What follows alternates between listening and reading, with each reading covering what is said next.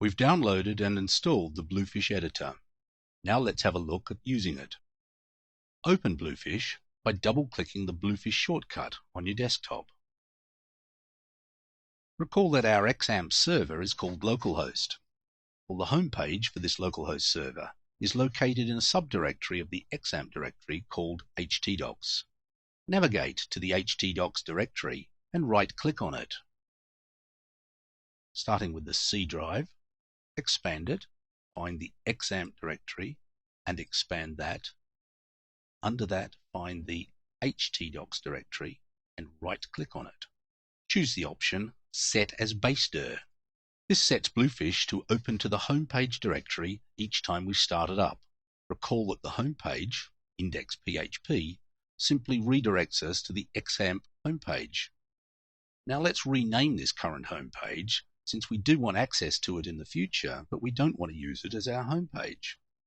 Right-click on index.php and select Rename. Overtype the word index with XAMPP homepage so that the name of the file reads as xamppphomepage.php and click Save. Now on your browser, open the localhost homepage. Remember you bookmarked this earlier. Bookmarks. Localhost homepage. Right-click. Open in a new tab. It works. Well, where did that come from? Let's go back to the Bluefish editor and see. Notice the other index file, index.html. This is an alternative homepage file, except it's in HTML instead of PHP. Double-click on this file, and you'll see why we got the It Works homepage. Apache looks in the home directory for an index file and renders its contents if it finds one. It'll choose the PHP version first and the HTML version if it can't find a PHP file. For now, we'll just look at a very small selection of the features of this powerful editor. Notice that the bulk of the page is divided into the Files and Folders tree on the left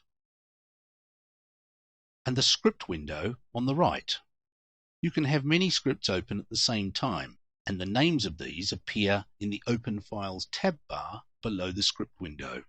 So for example, I can double-click on xamppphomepage.php and I will have two files open, indicated in the Open Files tab bar at the bottom, and I can switch from one to the other.